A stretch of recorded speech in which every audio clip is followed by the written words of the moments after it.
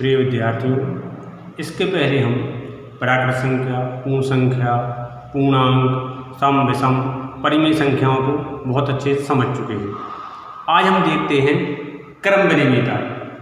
क्रम विनिमयता का अर्थ है कि यदि कोई भी दो संख्याएं हैं, उनके क्रम बदलने पर योग, व्यकलन, गुणा, भाग की क्रियाएं करने पर उनमें कोई उनके उत्तर में कोई अंतर आता है या नहीं आता है, या किन में अपन क्रम बदल के उनको हल कर सकते हैं और किन में नहीं कर सकते हैं। तो इसके लिए हम पूर्ण संख्याएं हैं, पूर्णांक हैं, परिमेय संख्या है, इन सभी संख्याओं के लिए करके देख सकते हैं। तो सबसे पहले हम कोई दो पूर्ण संख्याएं लेते हैं,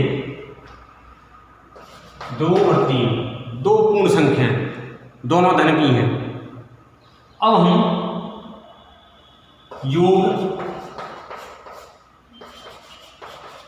व्यवकलन मतलब घटाना, गुणा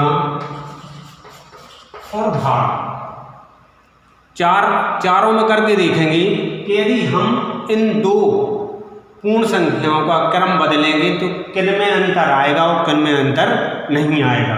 तो सबसे पहले अपन देखते हैं योग। इसका मतलब है 2 धन 3 और 3 धन 2।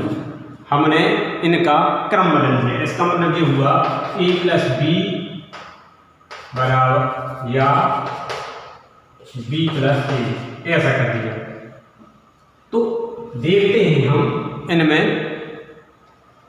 2 और 3 5, 2 और 3 5। हमने पहले 2 में 3 को जोड़ा, फिर 3 को 2 में जोड़ा, लेकिन दोनों के आंसर जो है वो 5 आया। इसका मतलब योग क्रम विनिमय है। योग में क्रम बदल सकते हैं, इससे उत्तर में कोई अंतर नहीं आएगा। योग में क्रम विनिमयता का नियम है। व्यवकलन 2 ऋण 3 और 3 ऋण 2, यहाँ भी हमने क्रम बदल दिया। यहाँ देखते हैं क्या हो रहा है। इसका आंसर आएगा -1, इसका आंसर आएगा +1। आंसर सेम नहीं है, आंसर अलग अलग है। इसका मतलब ये हुआ व्यकलन में हम क्रम नहीं बदल सकते, या व्यकलन जो है वो क्रम विनिमय नहीं है। गुणा में देखें 2 × 3 और 3 × 2 6। गुणा में आंसर 1 से आए हैं, मतलब गुणा क्रम विनिमय है। आगे देखते हैं 2/3 और 3/2। हम करके देख सकते हैं, यदि हम 3 का भाग 2 में देंगे और 2 का भाग 3 में देंगे तो इनके आंसर अलग अलग आएंगे।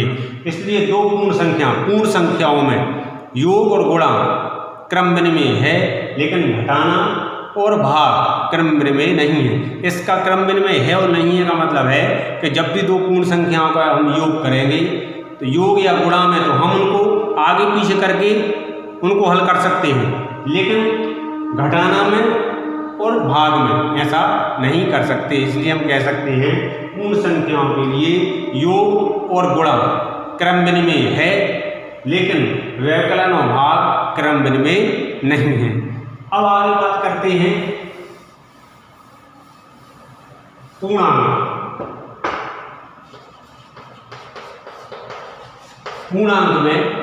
पूर्णांक धनात्मक होते हैं और ऋणात्मक होते हैं। तो हम इनमें पूर्णांक ले लेते हैं 5 ऋण 3। इनको करके देखते हैं हम। योग, व्यवकलन, गुणा, भाग, इनमें को भी हम इनका क्रम बदल के देखते हैं क्या अंतर आता है। 5 धन ऋण 3 और ऋण 3 धन 5। यहाँ देखें 5 ऋण 3 बराबर 2, और यहाँ 5 में से 3 जाएंगे तो यहाँ भी 2।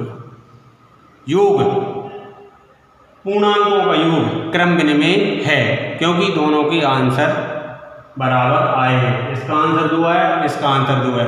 मतलब योग में क्रम विनिमयता का नियम है। योग में हम संख्याओं को आगे पीछे करके पूर्णांकों का योग करने पर उनको आगे पीछे करके जोड़ा जा सकता है। व्यवकलन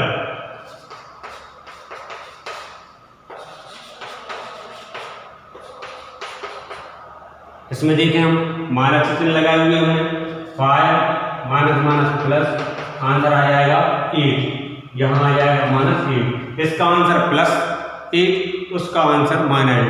मतलब पूर्णांकों में व्यवकलन क्रम में नहीं है, मतलब हम इनको नहीं बदल सकते।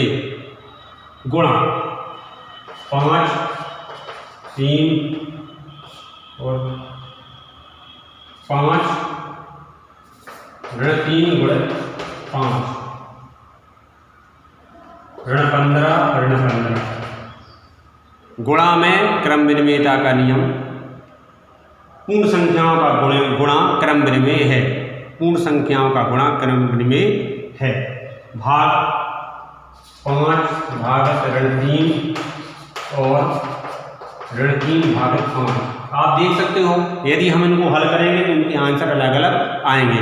इसका मतलब है पूर्णांक जो है, पूर्णांकों में भी योग और गुणा क्रम विनिमय है, व्यवकलन और भाग क्रम विनिमय नहीं है। मतलब कि जब कभी भी हम पूर्णांकों का योग कर रहे हों, गुणा कर रहे हों, तो हम उनको आगे पीछे करके गुणा कर सकते हैं, लेकिन व्यवकलन मतलब घटाना और भाग में हम ऐसा नहीं कर सकते। इसके बाद आ जाए हम परिमेय संख्याओं में। परिमेय संख्याओं में क्या होगा क्रम विनिमयता के नियम में। तो परिमेय संख्याओं में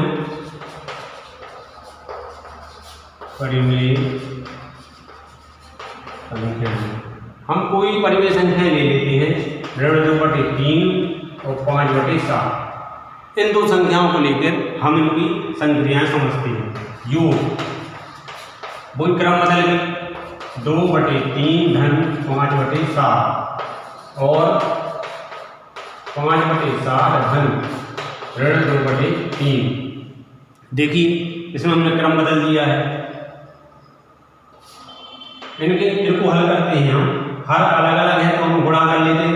3 7 21, 7 का गुणा 2 में 7 दूनी 14 और 3 5 15। आंसर आ जाएगा 1/31। यहाँ आ जाए 5/7 2/3। यहाँ देखिए तो इसका भी 21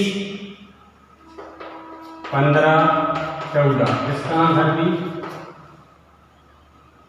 योग करने पर आंसर दोनों के बराबर आ गए हैं। मतलब परिमेय संख्याओं का योग क्रम विनिमय है, आगे पीछे करके हम इनको जोड़ सकते हैं। इसके बाद हम घटाना देखते हैं, माइनस माइनस व्यवकलन। तो यहाँ देखें आप माइनस का चिन्ह लगा हुआ है, यहाँ 21 14 15 जो दोनों जुड़ जाएंगे तो 29/21। इसमें आ जाओ, पहले 5/7 धन 2/3, 3 7 21, 3 5 15, 8 दूनी 14, 29/21। ये -29/21 और ये +29/21। मतलब परिमेय संख्याओं में व्यवकलन जो है वो क्रम विनिमय नहीं है, मतलब इनको आगे पीछे करके हम घटा नहीं सकते। गुणा करने पर गुणा